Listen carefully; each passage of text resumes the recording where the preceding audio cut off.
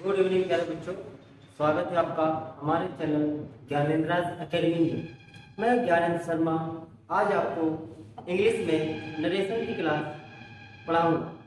जैसा कि हमने पिछले 2 क्लासों में कुछ रूल्स हमने नरेशन के पढ़ रखे हैं, आज हम आगे उसी के कंटिन्यू करने वाले हैं। कुछ जो निकटता सूचक शब्द होते हैं उनमें क्या क्या चेंजमेंट होता है वो हमने आपको टेबल दिखा दी थी।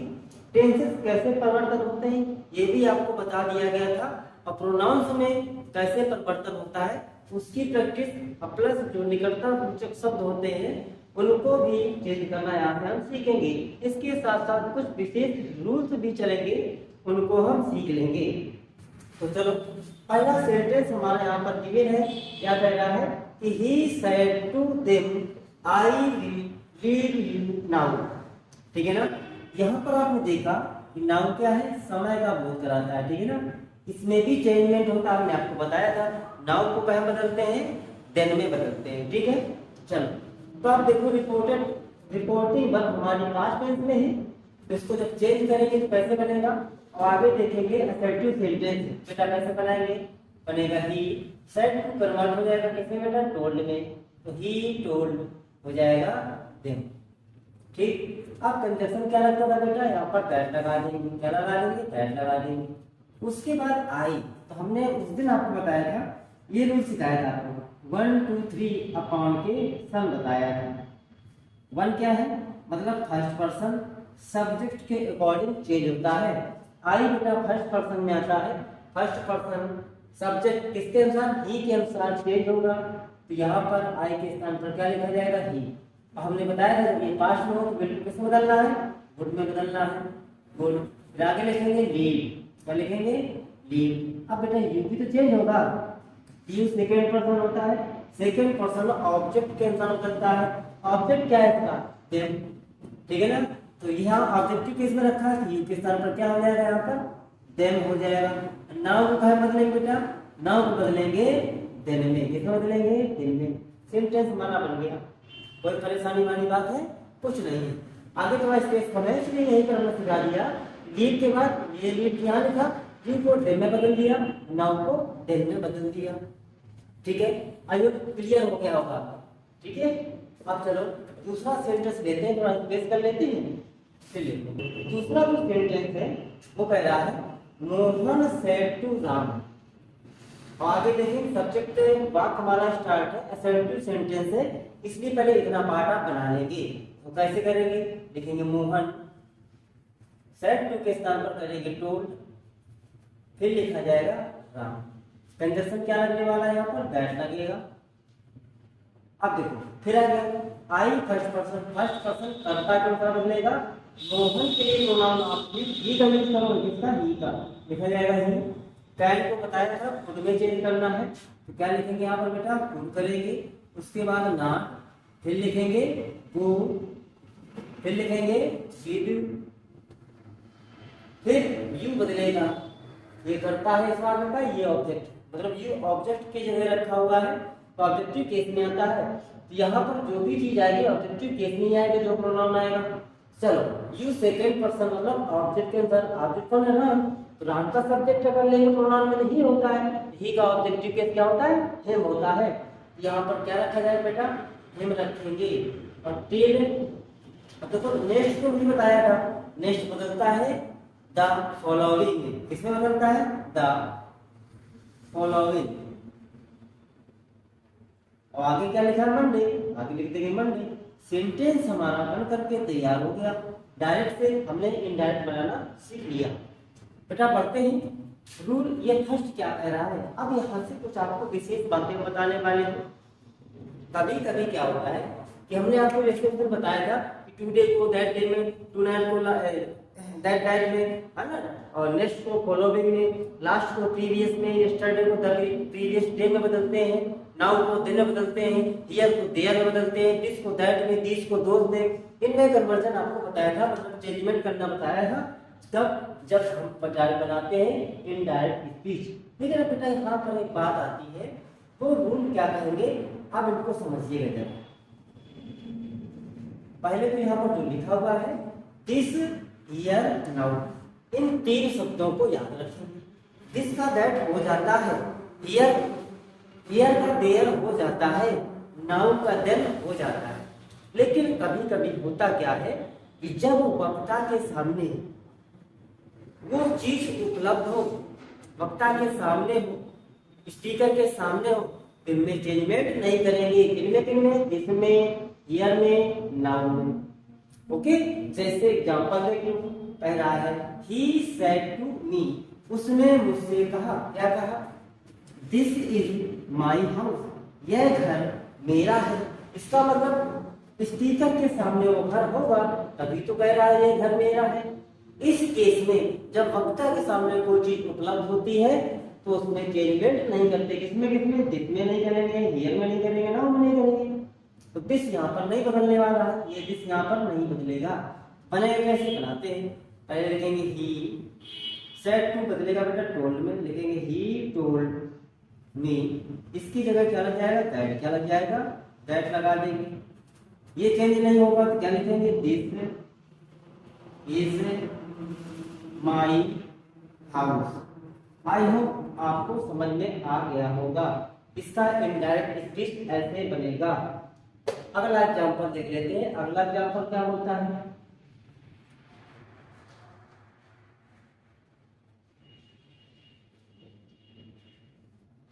चल, इसमें कह रहा है कोमल सेड टू मी, कोमल ने मुझसे कहा कि I will do it now, मैं इसे अभी करूंगी। ये कोमल ने बोला है, मैं इसे अभी करूंगी। इसका मतलब वो चीज उसके सामने होगी, होमवर्क हो या कोई कार्य हो, उसके सामने उपलब्ध हो, तभी तो कोमल बोली मैं इसे अभी करूंगी। तो इसमें समझ लेना किसमें परिवर्तन नहीं करेंगे? नाउ में। तीन शब्द है बेटा ने बताया, कौन कौन से? दिस, और क्या बताया आपको? हियर, और क्या बताया आपको? नाउ। इन तीनों में चेंजमेंट नहीं करना। ठीक है, चलो तो कैसे बनाएंगे? ऐसे बनाएंगे, लिखेंगे कोमल सेड टू बदलेगा टोल्ड में, फिर लिखेंगे मी, इनकी जगह दैट लगेगा। आई बदलेगा कोमल के अकॉर्डिंग, तो यहाँ पर होगा ही। विल का बताया कि क्या बन जाएगा? गुड।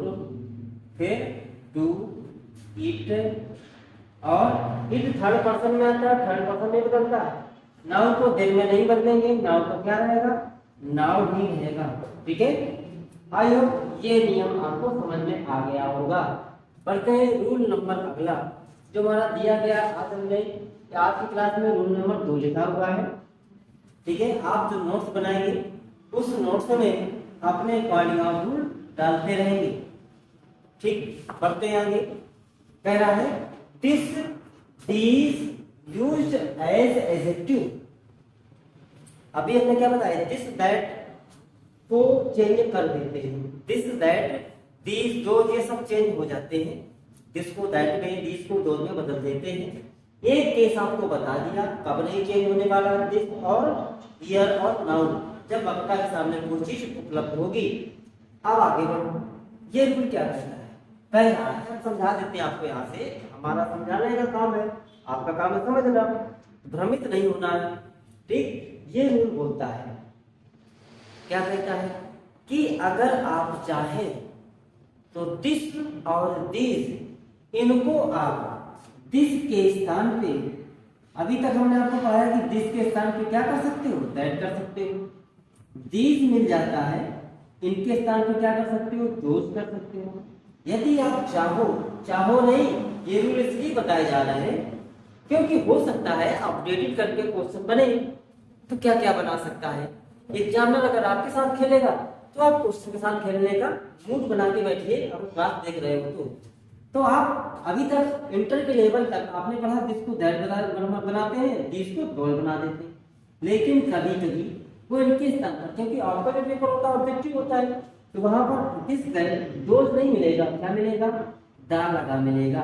तो भ्रमित मत होना, हम दैट के स्थान पर दा का यूज कर सकते हैं, दोज के स्थान पर दा का प्रयोग कर सकते हैं। ओके, तो हम बना के दिखाते हैं आपको। यहाँ पर सेंटेंस दिया गया, देखो क्या लिखा है। द टाइपिस्ट सेड, टाइपिस्ट ने कहा कि I have typed all these letters, मैंने इन सभी पत्रों को टाइप कर दिया है। ये टाइपिस्ट बोला है ना। तो बनाते हैं, कैसे बना सकते हैं? पहले लिखेंगे द टाइपिस्ट, और सेट की जगह सेट ही रहेगा बेटा। क्यों रहेगा? क्योंकि सेट के बाद में प्रीपोजिशन नहीं है। जैसे प्रीपोजिशन होता है तो बदलते हैं टोल्ड में। इसके बाद क्या लगा देंगे? दैट लगा देंगे। ओके, आई बदलेगा टाइपिस्ट के अकॉर्डिंग। टाइपिस्ट के लिए प्रोनाउन आप ही का यूज करेंगे, तो क्या लिखा जाएगा यहाँ पर? ही। फिर ये पास्ट में है, इसका भी टेंस तो बदल जाएगा ना। ये तो कौन सा? प्रेजेंट परफेक्ट टेंस है। प्रेजेंट परफेक्ट टेंस को बदलते हैं पास्ट परफेक्ट टेंस में। तो पास्ट परफेक्ट टेंस में साइन क्रिया क्या लगती है? हैड। इसकी जगह लिखेंगे हम हैड। फिर लिखा जाएगा टाइप। क्या लिखेंगे? टाइप। फिर उसके बाद लिखा जाएगा आल। और देखिए अब दिस को किससे बदलेंगे? दोज में। किससे बदल देंगे? दोज में। ठीक, those letters, LETTERS letters change कर दिया। आप चाहते तो दोज के स्थान पर क्या ले सकते थे? दा लगा सकते थे। बस यही रूल था हमारा। ओके, आई होप समझ में आ गया होगा। अगर कभी डाला दिस लगा हो, दिस को दैट बदलिए, दैट के स्थान पर आप दा का प्रयोग भी कर सकते हैं। ये रूल देखेंगे। The times of India says, times of India क्या कहती है? कि नन कैन, कोई भी सप्रेस, क्या सप्रेस माने दबा सकता है, आवर फ्रीडम ऑफ एक्सप्रेशन, हमारे भावनाओं की, हमारे जो भाव हैं उनको कोई भी नहीं दबा सकता है। ये कौन बोल रहा है? टाइम्स ऑफ इंडिया बोल रही है। जब ध्यान रखिएगा, जब समाचार न्यूज़पेपर या समाचार पत्र से संबंधित सेंटेंस आ जाए और उसमें आपको फर्स्ट पर्सन मिले, फर्स्ट पर्सन में क्या मिले? वी मिले। क्या मिले? वी मिले। ध्यान से सुनिएगा। जब समाचार पत्रों से के संबंध में कोई सेंटेंस आ जाए और रिपोर्टेड स्पीच में आपको सब्जेक्ट के स्थान पर यहाँ पर वी मिले, या वी से संबंधित चाहे ऑब्जेक्टिव केस हो चाहे पजेसिव केस हो, वी का ही रूप हो, चाहे वी की जगह अस मिले, सॉरी वी का अस मिले या आवर मिले या आवर्स मिले। क्या मिले? आवर्स मिले। तो इनको जो हम चेंज करेंगे तो समाचार पत्रों के सेंस में इनके स्थान पर हम प्रयोग करेंगे इसका इट प्रोनाउन का प्रयोग किया जाता है।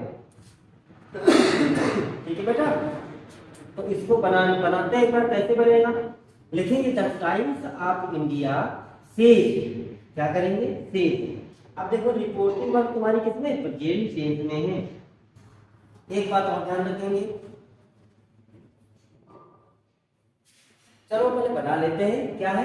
द टाइम्स ऑफ इंडिया कैसे बनेगा? द टाइम्स ऑफ इंडिया लिखा जाएगा सेज। इसमें पेन नहीं होने वाला। फिर लगाएंगे दैट। क्या लगा देंगे? That. Reporting work present tense में है, इसके टेंस में कोई परिवर्तन नहीं करेंगे, बता चुके थे। सीधे कंजक्शन दैट लगाए। अब नन भी नहीं बदलता है, लिखेंगे नन। कैन में रहने देंगे। आगे क्या है? Suppress, suppress. क्या है? सप्रेस। अब देखिए बी का पोजीशन में आ गया ना, पोजीशन एडजेक्टिव आ गया ना, अवर। तो बी के लिए हमने बताया था इट का प्रयोग करेंगे, इसका न्यूज़पेपर के सेंस में। तो यहाँ पर पजेसिव है, तो इट का पजेसिव प्रोनाउन क्या होता है? इट्स होता है। क्या होता है? इट्स। यहाँ पर लिखा जाएगा इट्स फ्रीडम ऑफ एक्सप्रेशन। ये वाला पार्ट आगे रख देंगे, फिर से तुम्हारा कवर हो जाएगा, बन जाएगा। ओके, आपको समझ में आ गया हो। चलो आगे बढ़ते हैं। दूसरी चीज सुनिए, अगला जो स्टार बना है, इस स्टार का मतलब क्या है? इस स्टार का मतलब क्या है? यहाँ पर लिखा है द प्रेस्ट सेड। प्रेस्ट माने पुजारी मान सकते हो, पादरी मान सकते हो। प्रेस्ट ने कहा वी बिलीव इन गॉड, हम भगवान पर विश्वास करते हैं। क्या कहा? हम भगवान पर विश्वास करते हैं। एक नियम यहाँ से और आप लोग जान लीजिए, जब बात हो क्वीन की, किसकी बात हो, क्वीन की या किंग की, किसकी बात हो, क्वीन या किंग या पुजारी की, किसकी बात हो, पुजारी की, ठीक है ना। तो इनके सेंस में थर्ड पर्सन का यूज किया जाता है। किस केस में, जब भी आता है वी को समाचार के पत्र के केस में, न्यूज़पेपर के केस में, लिख लेना नोट बनाकर, न्यूज़पेपर के केस में वी को चेंज करेंगे किसमें, इट में, किसको चेंज करेंगे, इट में। अब जब क्वीन हो, क्या हो, क्वीन हो, किंग हो या प्रिस्ट हो, क्या हो, प्रिस्ट, इसको हम चेंज करते हैं ही के सेंस में, किसके सेंस में, ही के सेंस में, किसको, इनके साथ अगर वी आता है, वी को चेंज करेंगे थर्ड पर्सन के केस में, किसके, थर्ड पर्सन के केस में। जैसा फीलिंग होगा, जैसा भाव होगा, उसी आधार से चेंज करेंगे। अगर भाव मान लो स्वयं का आ रहा है तब वी बदलेगा ही में। अगर भाव आ रहा है हम लोग का, तो हम लोग का मतलब कई लोग हो जाएंगे, जैसे राजा या रानी को अनाउंसमेंट कर दे कि मान लो झांसी की रानी थी और झांसी की रानी अंग्रेजों से लड़ी थी, और जब अंग्रेजों से झगड़ा होगा तो झांसी के जो लोग थे वो डरे, सैन्य के लगता है अंग्रेज कब्जा कर लेंगे। तो लक्ष्मीबाई आती है, वीरांगना लक्ष्मीबाई, अपनी तलवार लेकर के और साहस के साथ क्या बोलेंगी, मैं नहीं झुकूंगी, ये नहीं बोलेंगी। अगर उनके समर्थक होंगे तो सब एक स्वर में बोलेंगे, हम कुछ भी हो जाए हम नहीं झुकेंगे, इस प्रकार से बोला जाएगा। तो जब कोई घोषणा की जाती है, ऐलान किया जाता है, तो हम सब का यूज करके करते हैं। और अकेला बन रहा है तो फिर अकेला है तो उसके लिए सेंस में क्या लगना है, ही लगना है। बात समझ में आ गई होगी। तो देखते हैं, इसलिए लिखा है द प्रीस्ट सेड, पादरी ने कहा, वी बिलीव इन गॉड, हम भगवान पर विश्वास करते हैं। तो पादरी खुद कह रहा है, तो मतलब पादरी खुद भगवान पर विश्वास कर रहा है, जो पुजारी है। इसको बनाएंगे कैसे, बनेगा द प्रीस्ट सेड दैट। अब बताइए, ये भी फर्स्ट पर्सन है, फर्स्ट पर्सन कर्ता का इंसान, पुजारी है, यहाँ पर एक है और एक का ही भाव, अपनी बात पुजारी कर रहा है। तो यहाँ पर भी के साथ क्या लिखेंगे बेटा, है। अब बिलीव है, ये प्रेजेंट इंडिपेंडेंस था, इसको बनाइए पास्ट में, हो जाएगा बिलीव, बिलीव इन क्या हो जाएगा, गॉड। एक बात और याद रखेंगे, गॉड के पहले कभी आर्टिकल नहीं आता है, गॉड का पहला अक्षर हमेशा कैपिटल लिखा जाता है। ये चीज याद रखेंगे, गॉड का पहला अक्षर कैपिटल लिखते हैं, इसके पहले कभी आर्टिकल का प्रयोग नहीं किया जाता है। ठीक है, क्यों नहीं करते हैं, तो ध्यान रखिएगा, क्योंकि गॉड के न होने या न होने का भी कम कोई प्रमाण नहीं मिला है। आर्टिकल द उन्हीं के पहले लगता है जो वस्तु में एग्जिस्ट है, मतलब विद्यमान। अब भगवान के बारे में अभी कोई मतलब ऐसी ठोस जानकारी नहीं है कि ईश्वर है, इसके इसके पहले इंग्लिश में दाने लगाते हैं। लेकिन हम लोग हिंदू हैं, हम लोग का मानना है कि हमारे ईश्वर है। लेकिन हमारे ईश्वर कितने हैं, कभी हम ब्रह्मा की पूजा करते हैं, कभी विष्णु की पूजा करते हैं, कभी शंकर की पूजा करते हैं। एक निश्चित पर्सन हो उस केस में दा लगाया जाता है। ठीक है, और अब तो आप सोच रहे हो कि हम ब्रह्मा के आगे दा लगाएंगे, शंकर के आगे दा लगाएंगे, इनके आगे दा मत लगाना, क्योंकि प्रॉपर नाउन बन जाते हैं और प्रॉपर नाउन के पहले दा यूज नहीं होता है। प्रॉपर नाउन के पहले दा का यूज किया जाता है, एक ही केस में किया जाता है जब प्रॉपर नाउन हमारा कॉमन नाउन की तरह यूज होता है। इस बात को याद रखेंगे। ठीक है, चलो फिलहाल हम आपको नरेशन हम कहाँ से ले गए, आर्टिकल में, आगे बात करते हैं। इसमें देखो, ये हमारा सेंटेंस बन चुका है। अब ये हमारा एक स्टार बना है, इसको भी देख लेते हैं। ये क्या कहता है, कहता है he says to me, उसने मुझसे कहा, we shall go on a picnic। जब बात करने वाला भी वक्ता वही हो और सुनने वाला भी वहां मौजूद हो, वो अपने भी बात सुनने में कह रहा हो, उस केस में वी को चेंज नहीं करते हैं। तीसरा केस क्या बना, वी चेंज नहीं होगा, इसमें चेंजमेंट नहीं करेंगे। ठीक है, इसमें चेंजमेंट ये विशेष रूप से हो सकता है आपकी बुकों में ना मिले, इंटर लेवल की बुक में हो सकता है ना मिले। फिलहाल हमने आपको एयरफोर्स और 10+2 और जो भी आपके एग्जाम होते हैं कंपटीशन लेवल के, उस एग्जाम पर्पज से हमने जो यहाँ रूल्स बताए और यहाँ के जो कुछ रूल्स थे वो आप पढ़ लीजिए, नॉलेज अच्छा होता है गेन करना। ठीक है, इस केस में हम जब वक्ता इसको एक बार पढ़ते हैं आपको, तब आपको समझ में आएगा हम कहना क्या चाहते हैं। ऐसा नहीं कि वीडियोस आप देखते हैं उसमें लिख के आता है, ऐसे कोई शब्द बोलते हैं फिर लगा देते हैं टिक वगैरह उसमें लगाते हैं। अरे कहना क्या चाहते हो भाई, वही कहानी यहाँ पर हो जाएगी। अरे कहना क्या चाहते हो सर जी, खुल के बताओ, तो खुल के तभी बताएंगे, फिर इसको हम पढ़ लेंगे। तो समझते हैं इसको। ही सेज टू मी, वह मुझसे कहता है, क्या कहता है, हम शैल गो ऑन ए पिकनिक, हम पिकनिक पर जाएंगे। वह मुझसे बोला, वही आदमी कह रहा है कि हम पिकनिक पे जाएंगे। पास समझ में आई? वह मुझसे कहता है कि हम पिकनिक पे जाएंगे, हम पिकनिक पर जाएंगे। वक्ता भी वही है, सुनने वाला भी वही है। तो इस केस में भी को चेंज नहीं करते हैं। तो बस सिंपल सा रूल है, ही सेज टू बदलेगा बेटा टेंस में, लेकिन ही टेल्स मी कंजक्शन लगेगा यहाँ पर है, फिर लिखा जाएगा भी। इसमें कोई चेंजमेंट नहीं होता है। कब क्यों नहीं होता है? क्योंकि यदि रिपोर्टिंग में प्रेजेंट में होती है तो आगे कोई रिपोर्ट ठीक में कोई परिवर्तन होता नहीं है। ये रहे आपके प्रोनाउन और निकटता सूचक शब्द जो थे इनमें और टेंसेस, ये सारी जानकारी आपको दी गई। आज से हमारा असर्टिव सेंटेंस यहीं से क्लोज होता है। ठीक है, यहीं से हमारा क्लोज होता है। आगे हम बात करने वाले हैं इंट्रोगेटिव सेंटेंस की। तो इंट्रोगेटिव सेंटेंस की बात कर लेते हैं। इंट्रोगेटिव सेंटेंस हमारे दो प्रकार के होते हैं, पहले का आपको बता चुके थे, आज ज्यादा समझ लेंगे। एक होता है आपका ओपन एंडेड, दूसरा होता है क्लोज एंडेड। इंट्रोगेटिव सेंटेंस हमारा दो प्रकार का होता है। ये दो प्रकार का होता है। एक होता है आपका क्लोज एंडेड, और दूसरा आपका होता है ओपन एंडेड। ठीक है ना, ये दो प्रकार के हमारे इंट्रोगेटिव सेंटेंस होते हैं। क्लोज एंडेड क्या होता है? जिसमें आपको यस या नो का आंसर मिले, और जहां पर डायलॉग वार्तालाप चालू हो जाता है, मतलब क्वेश्चन पे क्वेश्चन बनते रहते हैं। जैसे कुछ लोग होते हैं ना, बात होगी, आज आप प्रश्न करेंगे, प्रश्न में प्रश्न करेंगे, आप आपसे एक सवाल पूछा, आपने जैसे जवाब दिया, तो फिर प्रश्न क्वेश्चन पे क्वेश्चन करता ही जाएगा, है ना। इसे इसीलिए कहा जाता है ओपन एंडेड। इसकी शुरुआत कहाँ से होती है? इसकी शुरुआत कहाँ से होती है इसको जान लीजिए। देखिए, जो क्लोज एंडेड होता है, इसकी स्टार्टिंग हमेशा किससे होगी? हेल्पिंग वर्ब से होगी। कहाँ से होगी? हेल्पिंग वर्ब से होगी। इसी वर्ब को वर्ब नहीं पढ़ते, वर्ब पढ़ते हैं, लेकिन थोड़ा जल्दीबाजी में बोल जाते हैं। हेल्पिंग वर्ब से होगी, इसके बाद हमेशा क्या आएगा? सब्जेक्ट आएगा।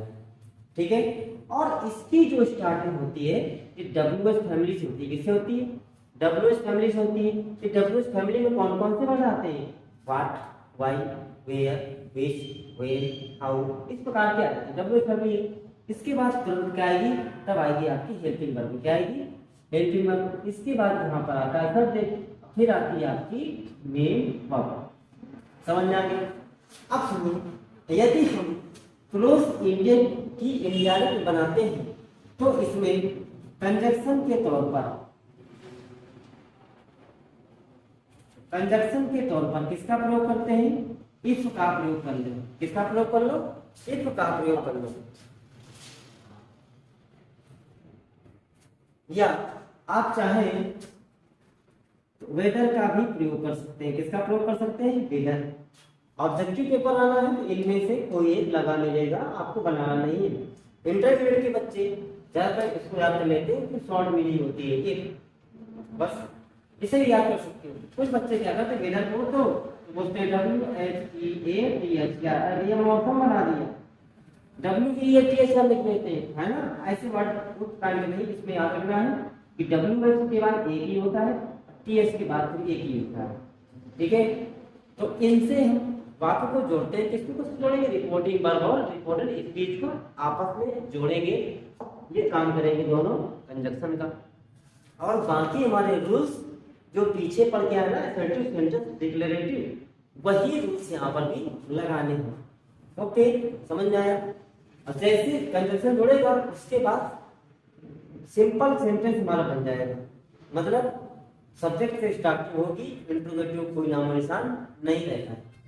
इसकी बात कर लेते हैं हम, इसकी ओपन एंडेड की। इसमें एक एग्जांपल देखिए, जैसे हमने कहा Ram said to Meera are you